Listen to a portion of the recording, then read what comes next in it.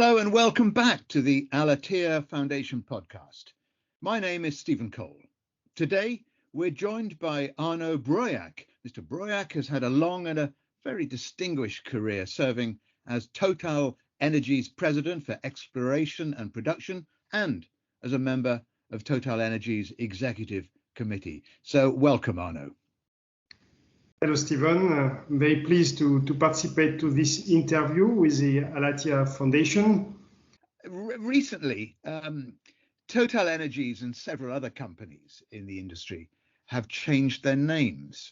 Now, do you think these changes are just for marketing purposes, or do they signify something deeper with regards to the company's function and the way people look at those companies? And are such changes becoming necessary for all fossil fuel extractive industries? So I can certainly speak for TotalEnergies, even though I'm a young retiree from TotalEnergies, but the change of name was very much to signal to all of our stakeholders and of course our shareholders about the change of strategy for the company and to really it's to signal really the transformation of the company into a multi-energy company. And I believe that some other major energy companies are also going under a transformation. But I think it's something that is really important in today's context. And what you see is that the strategies of the different major energy companies are actually different. And so we shall see, a few years from now, who's right, who's wrong. And it's very interesting times. Exactly. May you live in interesting times, as the Chinese say. TotalEnergies and other large companies are also diversifying into other forms of energy. Do you think energy companies will be forced to be broad-based in future so that they encompass wind, solar, and other sources, all in development or production? I would not use the word forced into diversifying the energy portfolio. And as I just said, it's really a strategic decision about where to serve best our customers, which is to deliver energy in the future that is, affordable, that is reliable and clean. And so TotalEnergies has definitely made the choice to diversify, and that's why we changed the name, and now we are a multi-energy companies. We are building, as we speak, the future energies, but I would not say that companies are forced, and you can see that companies on the other side of the Atlantic, in the US, have chosen to stick with essentially oil and gas and invest into CCS to, consider that this is linked to their sustainability model, but not necessarily diversifying as such. So you really start to see different strategies, as I said. Well, France has, as you know, a major and very successful nuclear electricity generating industry. It's a long-standing policy based on how France sees their energy security, and it derives about 70% of its electricity from nuclear energy. With the acceptance now that nuclear can be counted as green, does that mean this industry will stay as the dominant source of electricity in France? I think the short answer to your question is yes. This being said, we saw that in the last two presidential elections, and we shall see what's coming next, the over-reliance of French electricity system over nuclear was considered to be an issue. And it was more from the point of view of reliability. And we see that as we speak. In fact, today we have many nuclear reactors that are under maintenance in France, and this is creating some difficulties with the power that is available during winter. So, but I would say that by and large, I would expect nuclear to continue to be in the foreseeable future the major source of electricity for France. I mean, as you say, there's several. I think it's up to 20 of the country's nuclear power plants are temporarily shut down for planned maintenance. But does that mean the French government has decided to up the number of hours for coal-fired power plants? I mean, the question obviously is, I'm trying to ask is, could coal make a comeback? Because the government policy in France is to reduce nuclear to 50% by 2035. Well, coal-fire plants are very much controversial these days, and in fact, you have exactly the same phenomenon in Germany, who have, as you know, shut down their nuclear electricity generation and are now relying sometimes on importing nuclear power from France, or as it were today, starting coal-fire power plants because they haven't got any alternative. So there is definitely a subject about could coal make a comeback. Personally, I don't believe this is really possible in Europe because of the different political decisions that have been made and that will continue to be in the programs of the coming elections, not just in France. For me, the real issue is first, can we continue with nuclear, and can we expect nuclear in fact to evolve with maybe more acceptable nuclear power plant like SMR, the small reactor, or even, of course, and this is still a bit R&D, but the nuclear fusion, which would be the clean nuclear, which is very much a subject of R&D today, but with the objective normally by 2050, by the middle of the century, to master in fact this technology. Then the gas is also the other subject. I know we'll come back onto gas, but and this is very much at the core of the European discussion these days. Well, but as you know, France is the world's largest net exporter of electricity. It earns France billions of euros every year. So it's obviously very important. But you mentioned politics there, and France has just taken over the presidency, hasn't it? Do you think we can expect new energy proposals on gas, hydrogen, energy efficiency, or will the main focus still be on nuclear or, as you mentioned, small nuclear generation? Well, just listening to the debate and also some of the recent statements that have been made either by the new German Chancellor or the French President, it looks as if we are going towards a sort of a compromise between nuclear and gas, as with the two primary sources of energy being absolutely essential into the I would say roadmap to reduce carbon emissions. And I think that this is a positive outcome to classify nuclear as a green energy first, and also to consider that gas is an essential component of the transformation or the reduction of CO2 emission.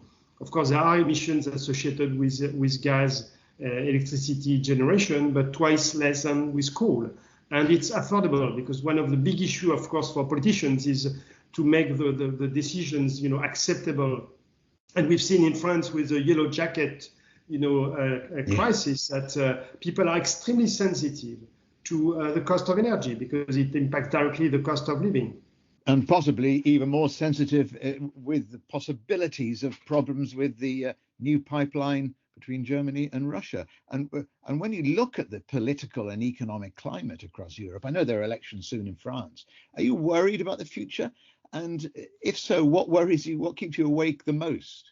I'm not a very, a person that worries a lot, so I'm quite a bit cool. No, I think that one of the big issues for Europe is that Europe is not going to solve the climate challenge on its own. It's a worldwide issue, and decision that would be, putting too much pressure on European customers, or citizens would probably not work. So it is a global effort. It's clear that the COP21 has paved the way to a very significant change in terms of international cooperation. COP25 recently has been a bit disappointing, even though there were many progress made. And so as a European citizen, my concern, if I may say, is that we continue to work with the other major stakeholders, of course, the US, China, and a lot of countries, including, of course, developing countries, because one of the big challenges is to ensure that countries like India or fast-growing economies or developing countries in the Far East are switching to gas or to other cleaner source of energy rather than to burn coal. And of course, the biggest one is China. But many experts are saying the decline of fossil fuels is absolutely fundamental if you're going to avoid a climate change catastrophe. So has the age of oil and gas exploration come and gone? For me, the catastrophe would be to eradicate or to put too much pressure on oil and gas producers so that the supply would not meet the demand, because this would translate into higher energy costs. And this is a bit of what we see today in some respect. In fact, what we have is today a worldwide energy system that is largely based on fossil fuel. And I include coal in that, 80%. Of the energy generation, primary energy is coming from fossil fuel, and that's what the system we have today. We need, of course, to go towards a system that is decarbonized, and that's I would call system B. But you cannot, I would say, eliminate system A before you've built system B. And as we see today in all of the investment that are going to renewables, we just had this major award of wind contracts in Scotland. In the last few days, where TotalEnergies has been winning one of the contracts. But so we need to build this new system whilst ensuring that it will not introduce too much burden on the cost of living. It's a very important component. And it's going to take time. It took several decades to build the fossil fuel system as we know it today. And so we have to build system B before we dismantle system A. Another important point about oil and gas, it's a depletion industry. So if you don't explore first, and then invest into new developments, with the rate of decline of the production, which is roughly speaking, if you take oil and gas worldwide 5% every year, over 10 years, it's minus 40% of your capacity to produce. This is why we are still hopeful about, and we need oil and gas exploration and new developments just to meet the demand. Even though, of course, as time is going, we will see the demand coming down, but at no time do you want to see the supply, below the demand. This would create, of course, tension on price. But the future of gas does seem to be as a standby or grid support generator rather than a mainstream fuel for generation, doesn't it? Yes and no. It's clear that gas has the advantage to be extremely versatile from the sense that it can be switched on and off easily. So it's an ideal setup if you have power generation, gas-fired power generation, to balance your grid when you have more and more renewables, whether it's wind or solar, supplying this grid as by nature until we have sufficient I would say energy storage capabilities, batteries or hydro, but you need to have some swing producing capacity. And gas is a good energy to do that. But moreover, gas, as I've said before, is the ideal primary energy source to replace coal in the short term without too much investment. It's sort of a pragmatic transition energy. And that's why in TotalEnergies we believe very much in the growth of gas, and this is what is being seen on the markets. Gas is really the right energy for the next 20 years to bridge between system A and system B, because it's relatively easy to convert existing, fossil fuel power plant into gas-fired power plant. Even though gas is forecast by some to lose its place for domestic space heating, do you think that is going to happen?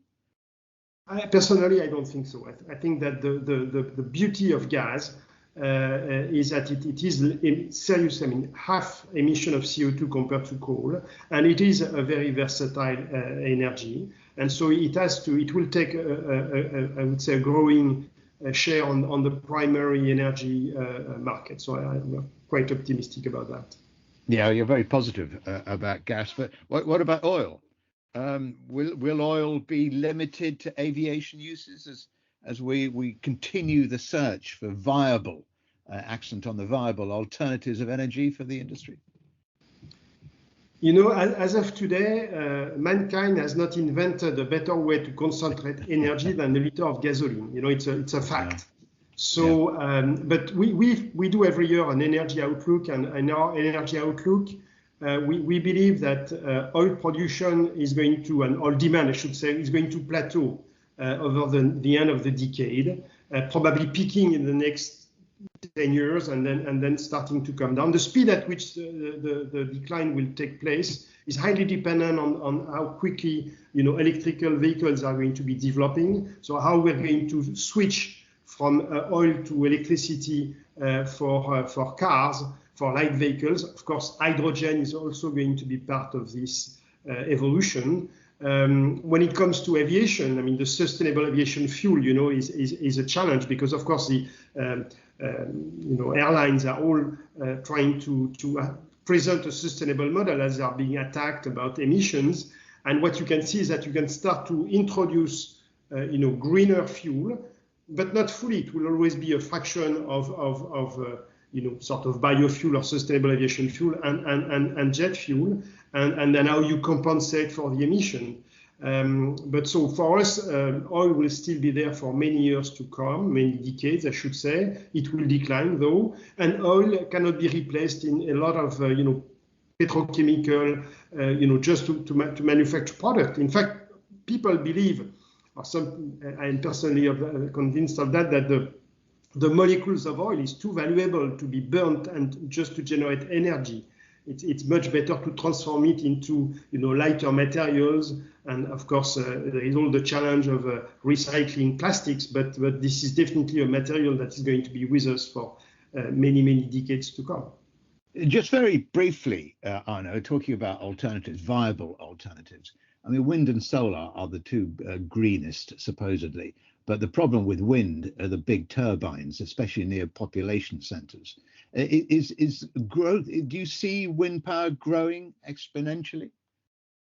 Well, wind power is definitely becoming competitive, in terms of investment costs compared to other energy sources. So even though they always look a blot on the landscape. Well, that's exactly the problem. The problem is acceptability. So it is economical, but is it acceptable? And you can see that in land it is difficult, particularly in Europe, of course, where you have highly densified, population. We believe offshore wind is offering an interesting alternative, and particularly if you start to be quite far from the coast. Because near shore is always also a debate about damaging the panorama and so on. So and we have many projects in France being challenged today by people who do not want to see these wind farms built on the shore. So but this is definitely a credible alternative, and floating wind power is most likely going to be growing fast in the coming decade. Okay. Well, with Total, as it were, you had quite a few overseas assignments. Where were your most memorable postings, and what do you consider your most satisfying achievements overseas? It's always a very difficult question to answer. In fact, I was fortunate to work to be expatriated, in fact, in all continents but Australia. So I had quite a varied experience throughout my career. And I must say, at different phases, of course, of my career. And I must say that it was always very fulfilling. So I worked in Africa, I worked in the Middle East, I worked in Asia, I worked a lot in the UK, I worked in Americas as well. So, but for me, what is important for a company like TotalEnergies is to build on our strengths. So we have a history that was originated in the Middle East. We developed very, very strong assets in Africa. We have also the history, Northern Europe assets. And we have been developing in the last 10 years, 15 years, very strong positions in Russia and Brazil, for example. So all of these have been, for me, extremely fulfilling experience. I've always, and I was referring to my meetings with His Excellency Al-Attiyah at the beginning of our interview, but really, very different places in the world, always working in an industry that is at the heart, in fact, of all human activities, and meeting, always very high-level people and dedicated to their industry. And always with Total. True. That's sometimes when I speak to some of my former colleagues at school or university, and I spent 40 years with the same company. They are a bit surprised, but the reality is that I've worked for me, half of this period of time in different countries. I moved 14 times over my career. I worked with very different organization, culture, and so I never felt this was just the same. It was always different and always very challenging and always very, very fulfilling. Yeah, I understand that, because it's almost like working for a different company because you're in a different country. So I certainly get that. What are your plans finally, Arnaud, for the coming years? Is it time to go and sit in the garden and grow your roses, or get on your deck chair on the beach? What are you going to be doing? Or will you stay in oil and gas in some capacity? I'm, of course, very much attached to the energy industry, and not just oil and gas. But so I'm actually, of course, willing to take a bit more time to enjoy my family, to travel. I've been, of course, under a lot of pressure with very demanding job in the last 20 years, say. So, but I want to continue to be active. So I will. I've got a few possibilities, options to be at board of companies, or advisory boards. And I want to do also a bit of charity work and giving back. I mean, at this point of time in my life, I think I was very lucky, very fortunate, and so I want to give back. So this is what I want to do from now on. That's a perfect way to end this interview, Mr. Breuillac. Thank you so much. On behalf of the Al-Attiyah Foundation, I'd like to thank you very much for joining me and providing the foundation with your very expert analysis, and to let us know of your plans for the future. The foundation very much looks forward to speaking with you again in the future. And thank you for listening. Be sure to keep up to date with all the Al-Attiyah Foundation's work by following us on Twitter and YouTube. From me, Stephen Cole. Goodbye.